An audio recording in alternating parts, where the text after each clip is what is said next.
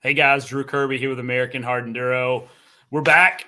East Coast swing of the U.S. Hard Enduro Series is about to get fired up next weekend. I'm joined by he was a scoring director. He also puts a race on, but now he's got a new title. Mike Soudas, what is your new title? Well, I'm still the scoring director for the series, but I assumed the hat of East Regional Director this year for all the East Coast regionals. Okay, so what is that in a nutshell? So you're still doing scoring. So for anyone that's been to a U.S. Hard Enduro, Mikey is always at the scoring, usually the one trying to figure out, get all the remote checks put in and get everything lined up. So he's usually pulling his hair out. Yeah, usually doing everything from the sign up and registration to doing the final last minute scoring and handling everything from protests to getting the results over to the guys giving out awards. So all right. So then what's this new title going to add to those responsibilities? Taking on some of the jobs that Matt Musgrove does with the Premier Series. So just kind of organizing some of the front end of the event, helping get all the branding where it needs to be, and getting the promoters organized and making sure they have all their ducks in a row to put the race on that weekend and make sure everything goes smoothly. Well, so is Matt still going to be coming to all the Premier rounds? Yes. Yeah, okay, Matt's still coming to all the Premier rounds. Okay. And so, but then you'll kind of be more in charge of those regional rounds on the East Coast, correct? Okay. And then I've heard we've got someone else helping us out. Is that public knowledge? Going to be hauling some stuff around? Is he officially on board? Yeah, Gator's going to be coming to all the East rounds. At least I think he's coming to all the East rounds. I know he's definitely coming to Battle of the Goats to help, and he's going to be bringing the majority of our stuff to the East Coast races. Okay. All right, cool. So he's going to be helping in that role with me, trying to get all the branding and that stuff set up and make sure everybody's on the same page and all the events go as smooth as possible. All right. Well, so since we mentioned it, like right off the top, East Coast swing, we did some really cool West Coast races. I was at Grinding Stone. Moab was a couple weeks ago. Were you out there scoring that one before we get into the East? I backed it up. Yeah. This past weekend we were in Moab. Mesa and Joe did an awesome job pulling that race together. They had over 250 riders. It was an absolute blast. They had a really good course, really good progression. All the riders seemed to love it. So it was a great event. Well, so one question I had, it was at a place called Area BFE. Does the BFE stand what I think it stands for, what I think it stands for? I'm not sure. I never asked. So okay, because I assume it's out in the middle of nowhere, so that's kind of what it is. But I was just guessing. All right, so it was the first time they put a race on, correct? Yes. Okay, so you said the course was good, the feedback. I hadn't talked to Cody. We were going to catch up with him, I think, after Battle of the Goats coming up. And but so everyone pretty pleased with it?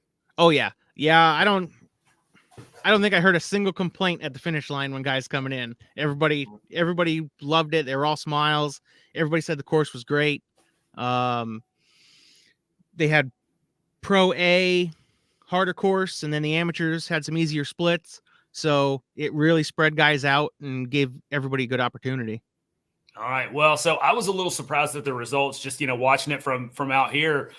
Cody got the win, so no surprise there. But Brandon Petrie coming in second and then Quinn Wenzel third to round out the podium. And I guess the biggest surprise was Cooper getting fourth.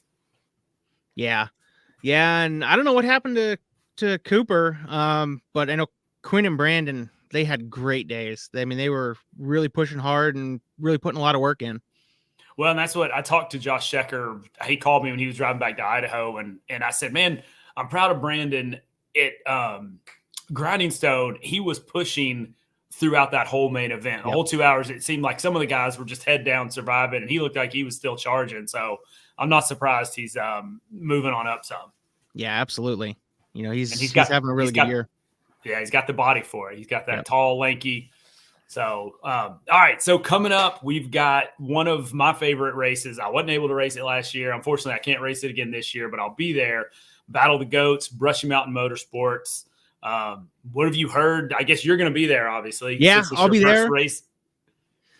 It's going to kick off our East Coast swing, first premier round in the East. Tyler's got a great plan. He's got prologue on Saturday, 2 different races, 1 pro and A, 1 amateur. Those races are going to be 2 laps, and then everybody transfers to Sunday. Saturday races is just going to set up the start order. I think he's starting 4 or 5 riders a row like they did last year. Okay. Because that starting area is kind of tight. Yes, very much so. So that's going to add some weight to those Saturday races, and that's going to determine your start order.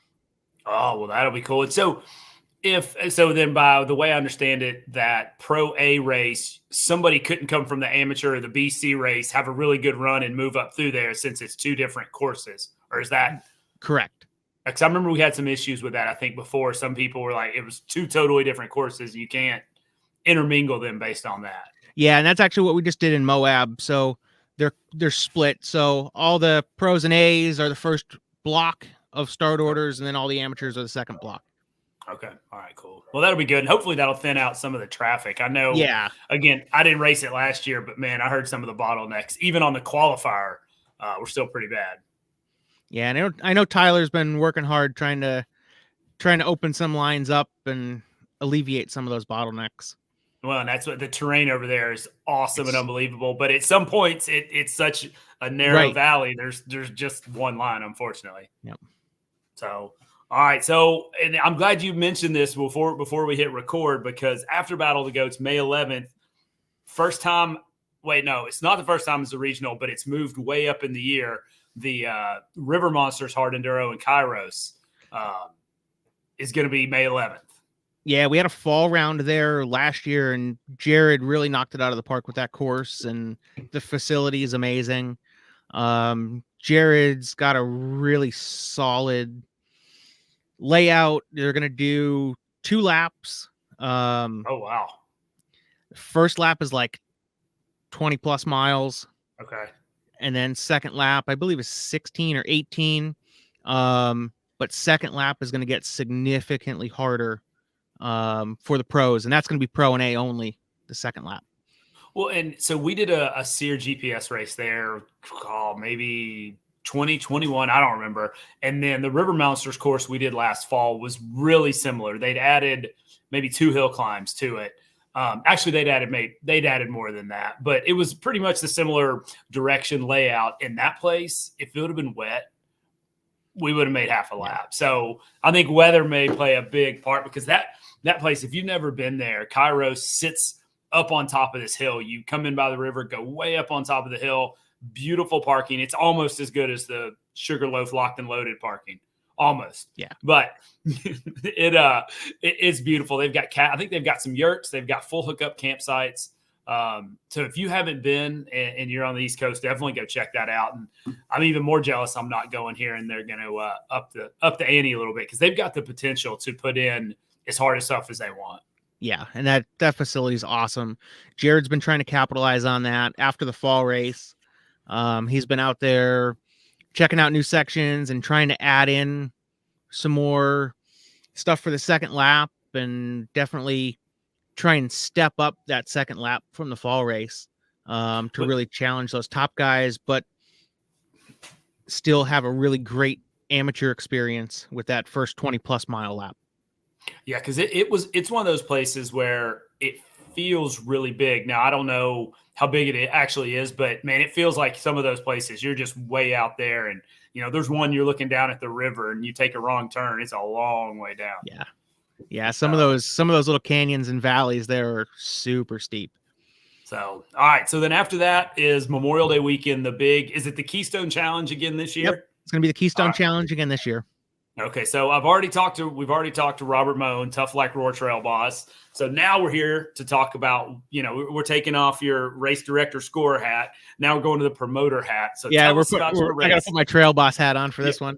Yeah. So I was making my notes and I wrote down locked and loaded Hard Enduro. And then I looked and it said Hard Hair Scramble. So is there a difference? Let's go with the name first. Okay. So we kind of thought about Hard Scramble going into last year as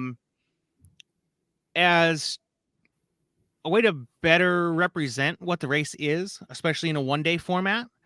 It's hair scramble style start, so all classes, so the full class of pros starts on one row.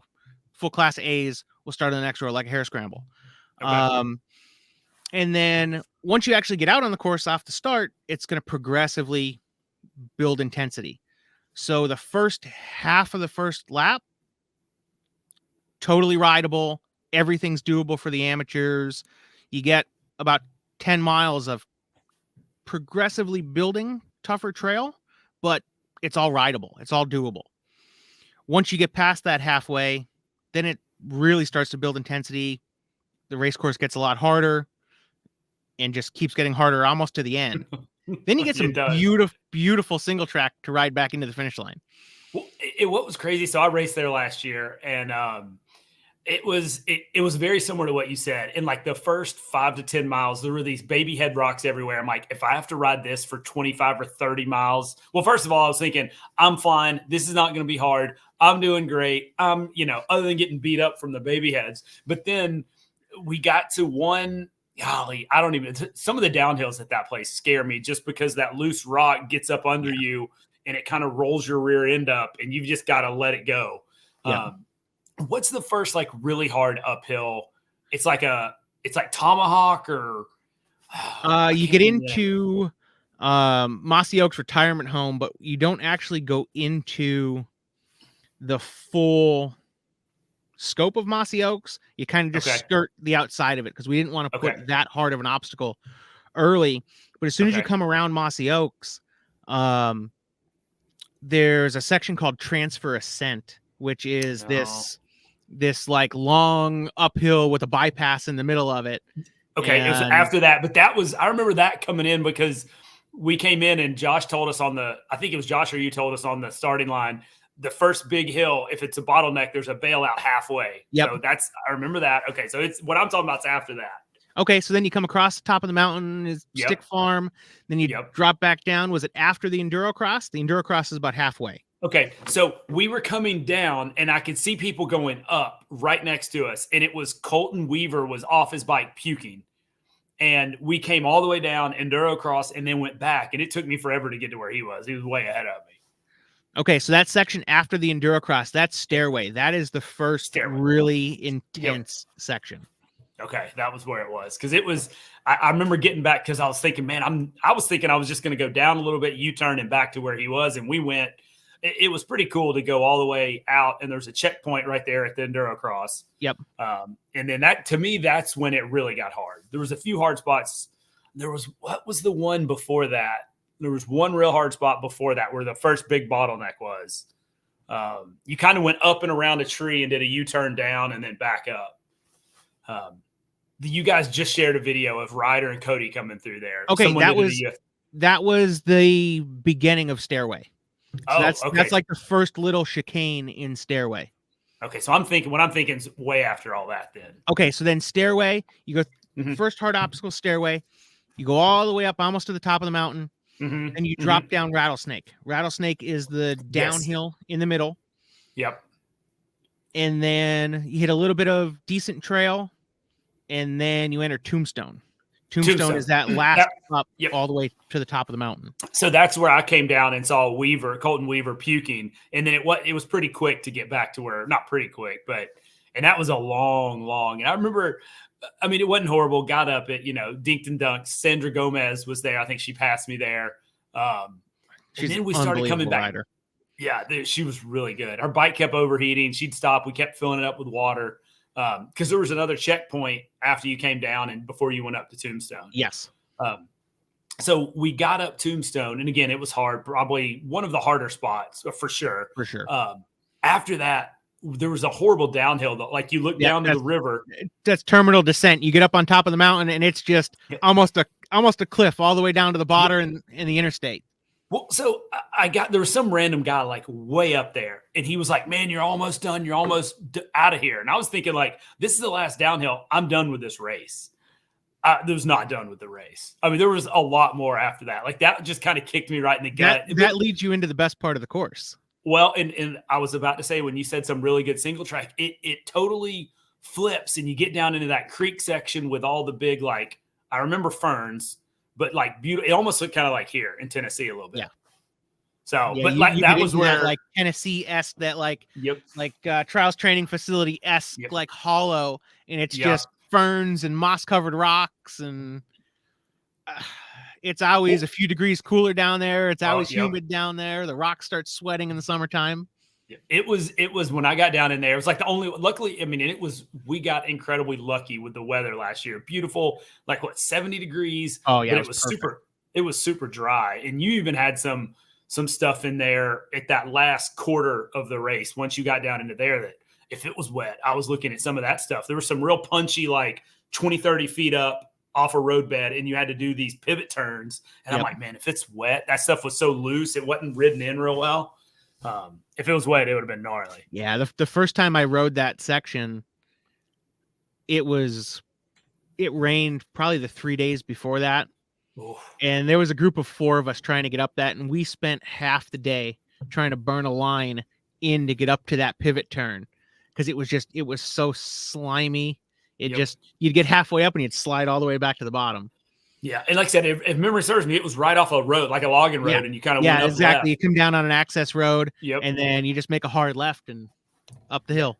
And we got up there, and I think there's like 4 more pivot turns above it, and I'm like, man, I wouldn't be making any of these. So who knows? We've had a pretty wet spring down here. I don't know how are things up there. It's super wet, but that section's not as bad now because there's a line burned in it. So it's definitely easier now than it was last year initially trying to get up it.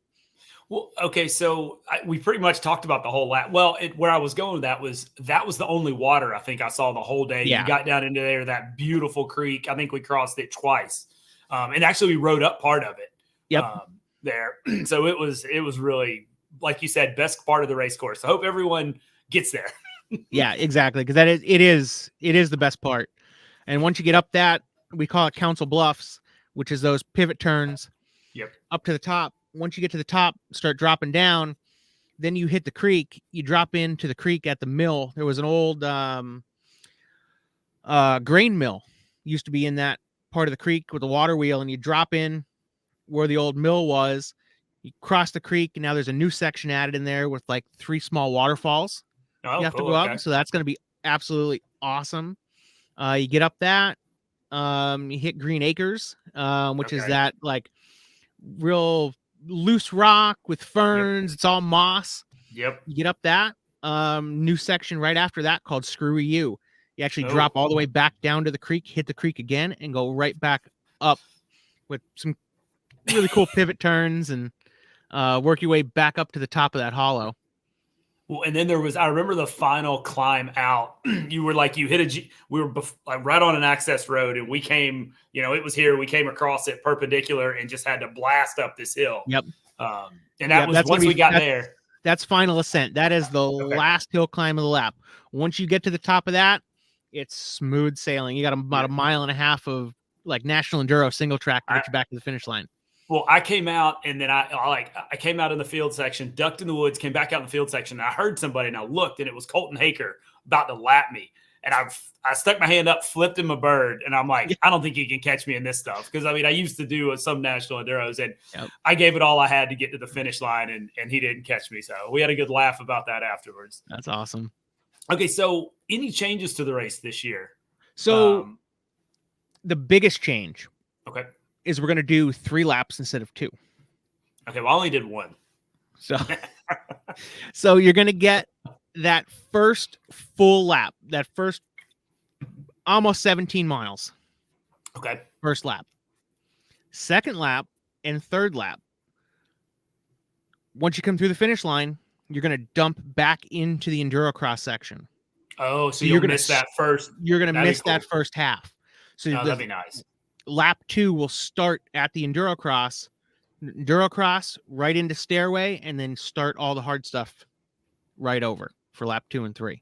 Oh, that's very cool. Okay, so since you're also the scoring guy, how the hell do you figure that out? That one's pretty easy with just Okay. a hard split that no one else goes back out in that first half of the course. So Okay. it's doing it that way is pretty manageable.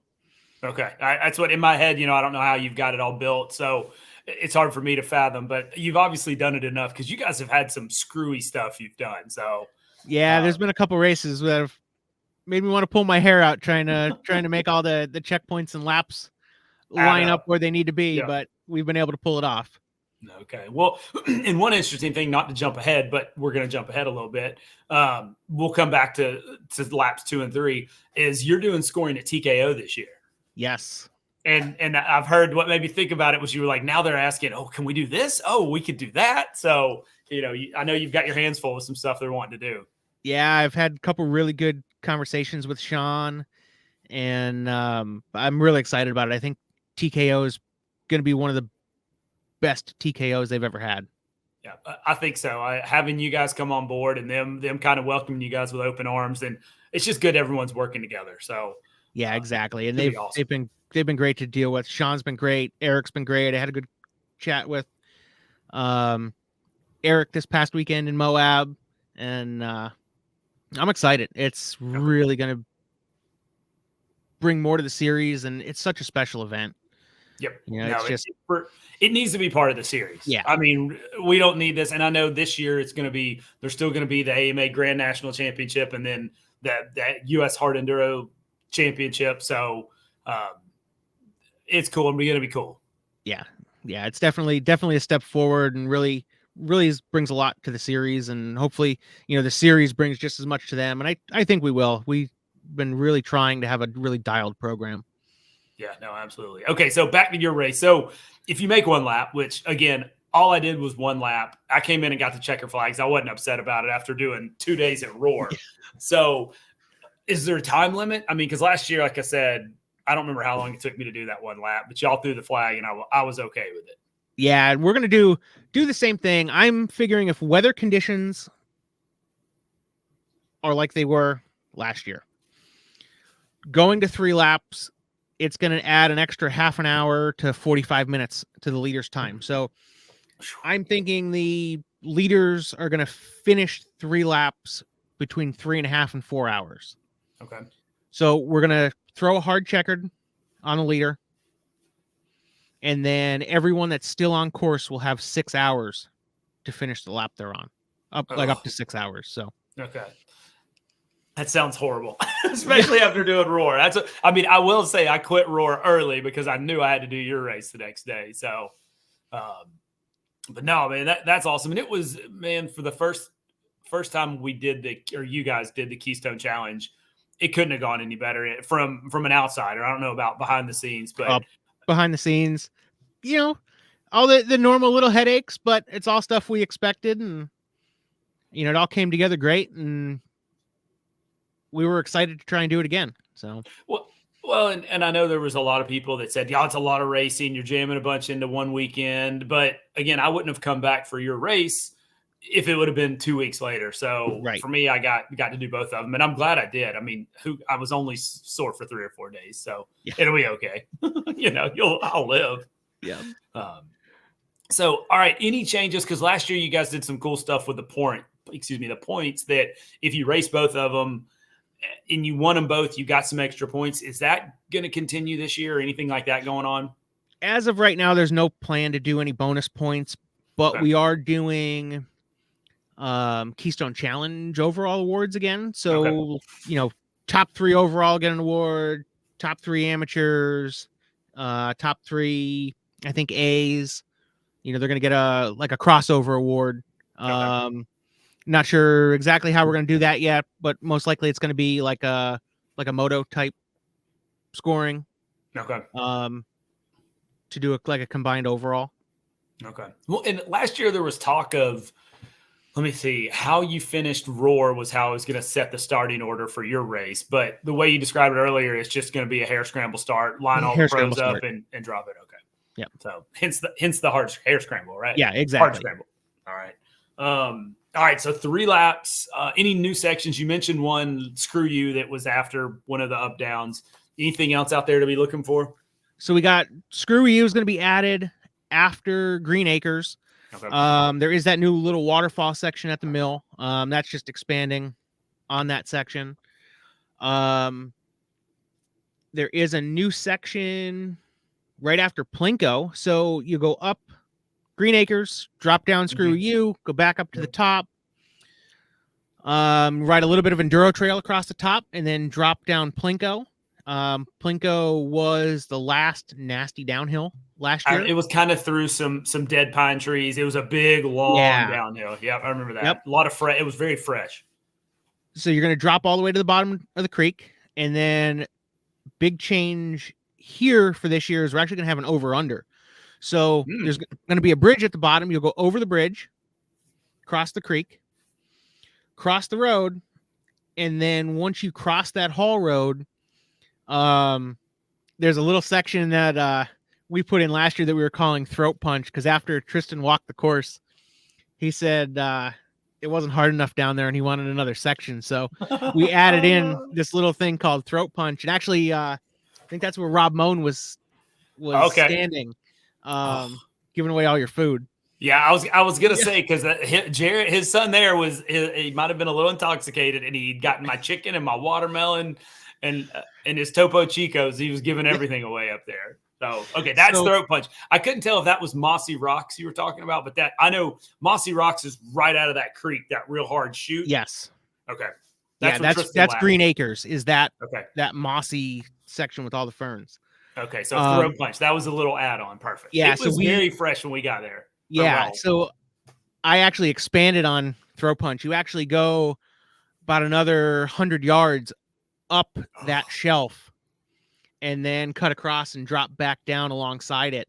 So once you do the new section of throat punch, you're going to drop back down across the road to the creek and actually go under the bridge. Okay. Once you go under the bridge, there's a little concrete tube. Then you ride that out to final ascent. And then once you get up that hill, it's smooth sailing back to the finish line. But I remember after a throat punch where Jarrett and all them were, we dropped down and we paralleled this creek, and there was like a couple of big logs on like an angle that didn't have any bark on them. And I just got there, and I think it was one of those step off and kind of throw the bike over and just let it skid across them.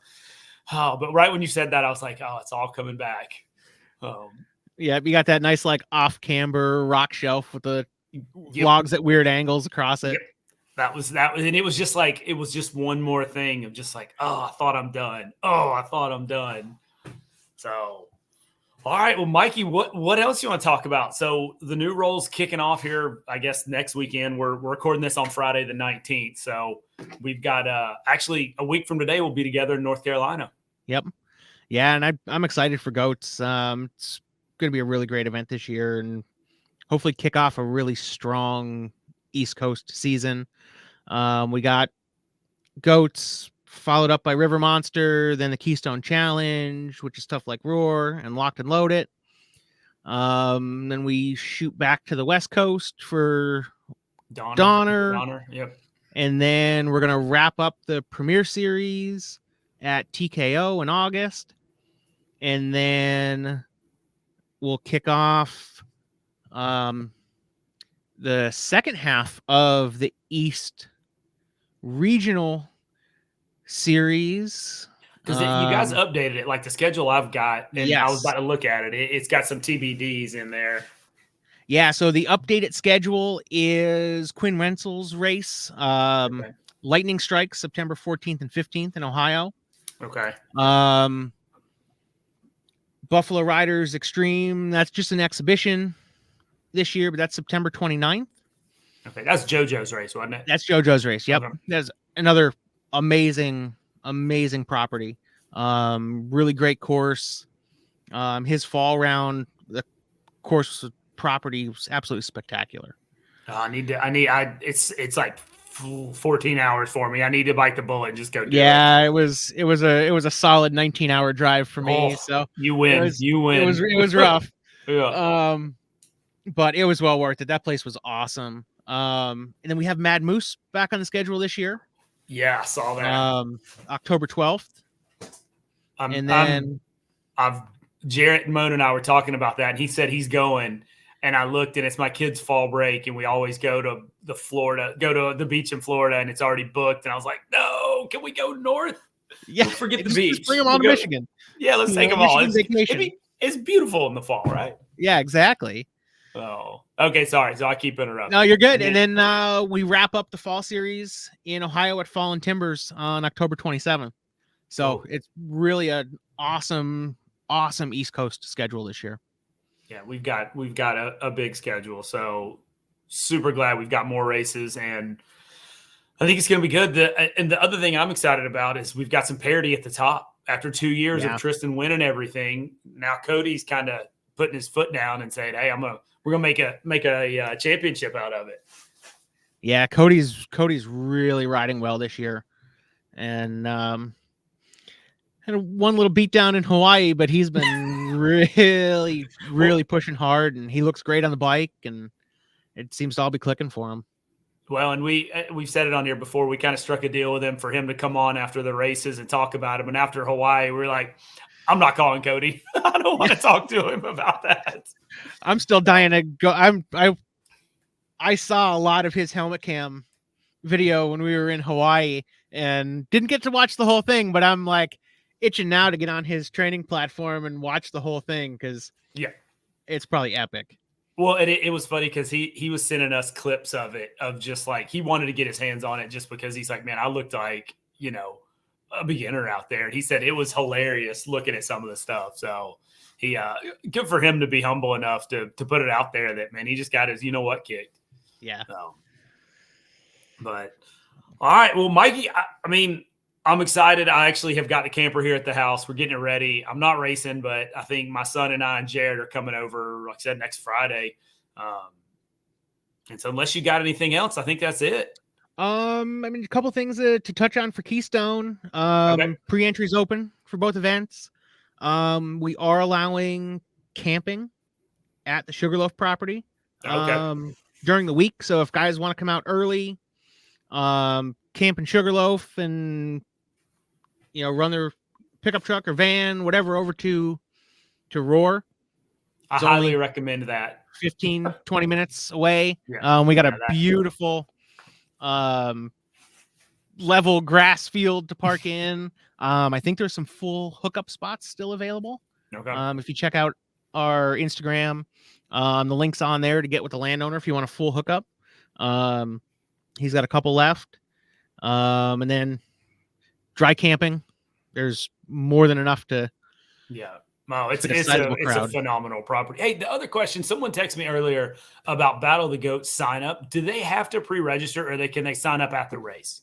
No, they could sign up at the race. Okay. I'm sure you prefer them to pre-register, but I think they were on the fence of. Yeah, it's definitely easier if they do their series registration online and then pre-enter for the race online. But we will be set up Friday afternoon at Goats doing registration, and then Saturday morning for a little while we'll have registration open as well. So okay, that's awesome. And I was looking at the weather and it was showing rain Friday and Saturday so far, and I stopped looking. I'm like, I don't even want to know now. I'm going anyway, so it doesn't matter.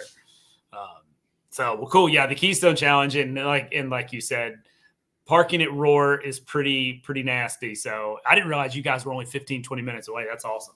Yeah, it's only 15 minutes, 20. If there's some traffic, you got to go the long way. Sunday night at the Sugarloaf property, we're actually going to have a spaghetti dinner like we did last year. So for all the racers, so anybody when they're, get packed up at RORR, they can head over to Sugarloaf and